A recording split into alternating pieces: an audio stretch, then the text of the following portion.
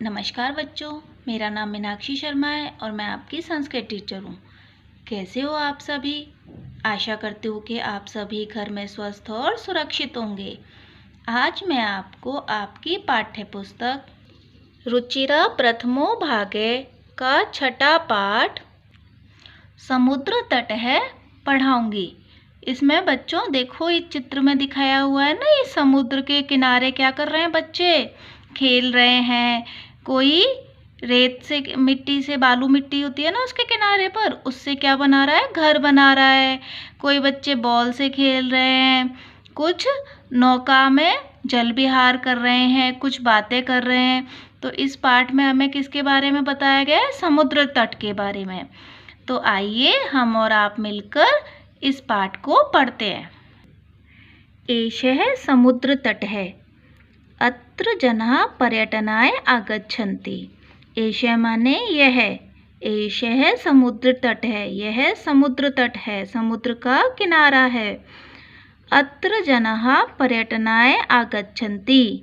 अत्र माने यहाँ, जनाः माने लोग, पर्यटनाय माने घूमने के लिए, आगच्छन्ति आते हैं। यहाँ लोग घूमने के लिए आते हैं। केचन तरंगई क्रीडन्ति। केचन माने कुछ लोग, तरंगई माने लहरों से, क्रीडन्ति खेलते हैं। कुछ लोग लहरों से खेलते हैं।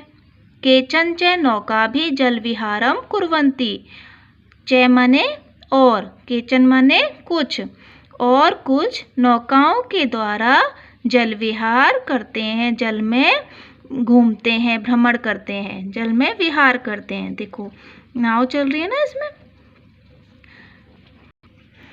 तेषु केचन कंदुकेन क्रीडन्ति। तेषु माने उनमें, उनमें से कुछ, कंदुकेन माने बॉल से खेलते हैं। बालिका बालका च बालुका भी बालुका गृहम रचयन्ति। बालिका यानी बालिकाएं, च माने और बालक, बालिकाएं और बालक, बालुका भी बालू मिट्टी से, बालुका गृहम बालुका गृह को बनाते हैं, मिट्टी के घर बनाते हैं।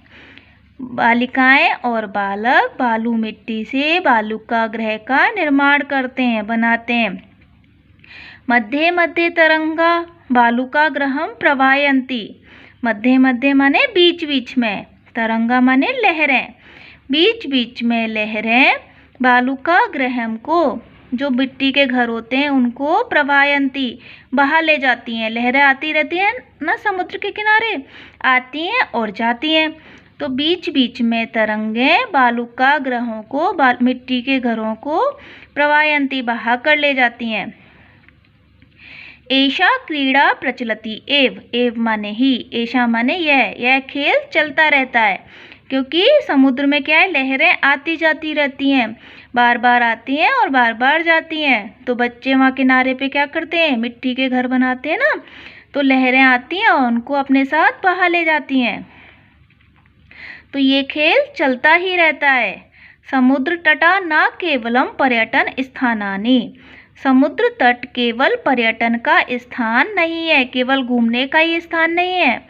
अत्र मत्स्य जीविनः अपि स्वजीविकाम चालयन्ति। अत्र माने यहाँ, मत्स्य जीविनः, मत्स्य जीविनः यानी मछलियों से अपना जीवन यापन चलाने वाले, अपि माने भी, स्वजीविकाम अपनी जीविका को चलाते हैं।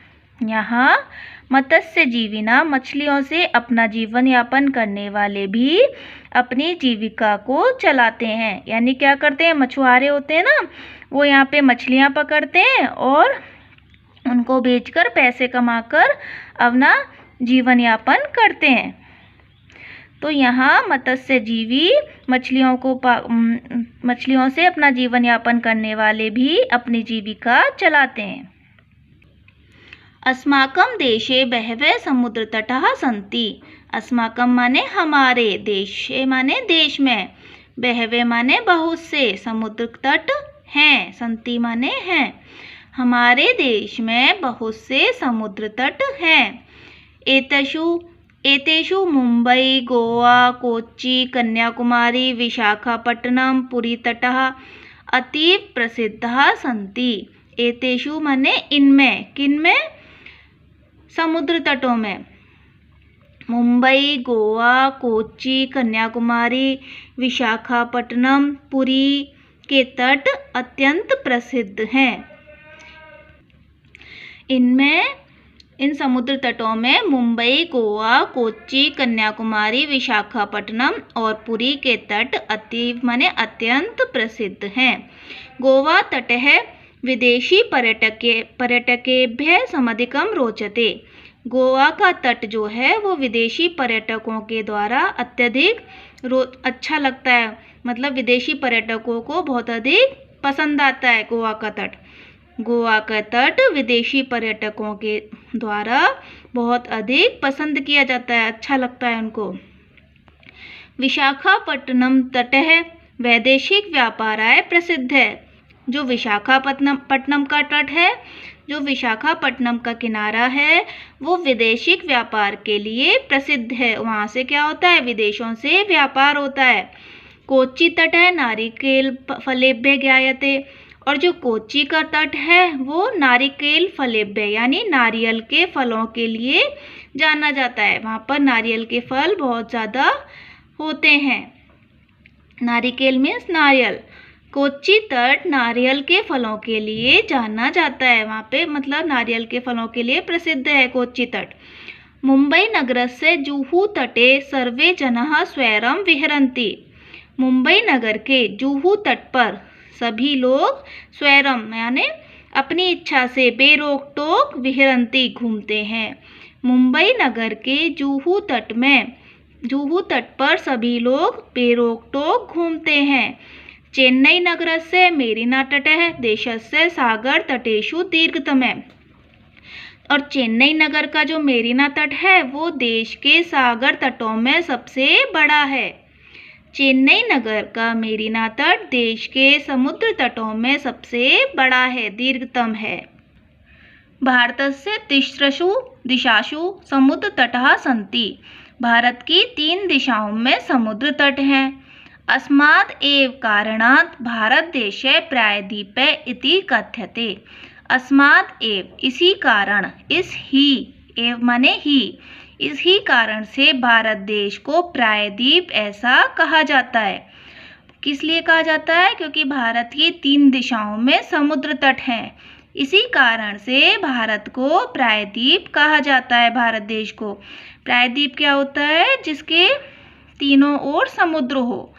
पूर्व दिशायां बंगोपसागर है, दक्षिण दिशायां हिंद महासागर है, पश्चिम दिशायां च अरब सागर है अस्ति।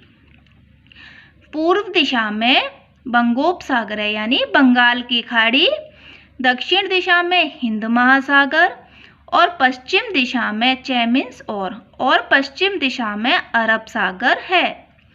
पूर्व दिशा में बंगाल की खाड़ी, दक्षिण दिशा में हिंद महासागर और पश्चिम दिशा में अरब सागर है। एतेषां त्रयाणाम् अपि सागराणां संगमः कन्याकुमारी तटे भवति। इन तीनों समुद्रों का भी संगम कन्याकुमारी के तट पर होता है। किन तीनों का? बंगाल की खाड़ी, हिंद महासागर और अरब सागर। इन तीनों समुद्रों का भी संगम कन्याकुमारी के तट पर होता है। अत्र पूर्णिमायां चंद्रोदय सूर्यास्तं च युगपदेव द्रष्टुम शक्यते। अत्र माने यहाँ पूर्णिमा के दिन चंद्रोदय यानी चंद्रमा का उदय और सूर्यास्त सूर्य का अस्त होना दोनों ही देखे जा सकते हैं।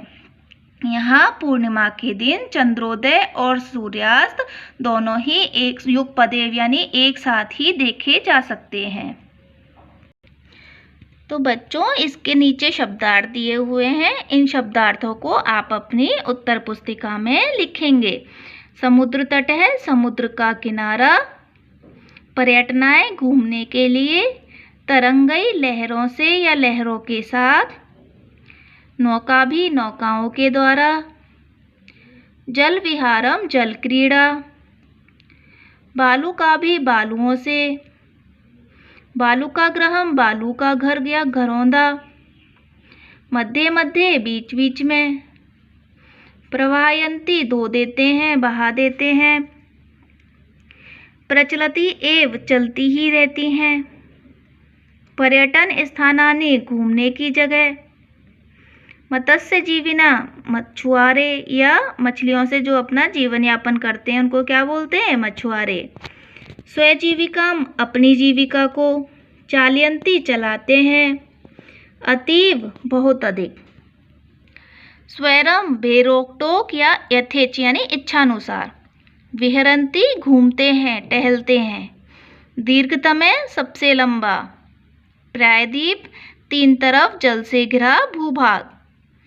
तो भारत को प्रायद्वीप कहा जाता है ना, क्योंकि यहाँ पर पूर्व दिशा में बंगाल की खाड़ी, दक्षिण दिशा में हिंद महासागर और पश्चिम दिशा में अरब सागर स्थित है, इसीलिए इसको प्रायद्वीप कहा जाता है। संगम है मिलन। युगपदेव युगपद प्लस एव एक ही साथ। द्रष्टुम शक्यते देखा जा सकता है। तो बच्चों इन शब्दार्थों को आप अपनी उत्तर पुस्तिका में लिखेंगे। नेक्स्ट वीडियो में मैं आपको इसके अभ्यास प्रश्न करवाऊंगी। धन्यवाद।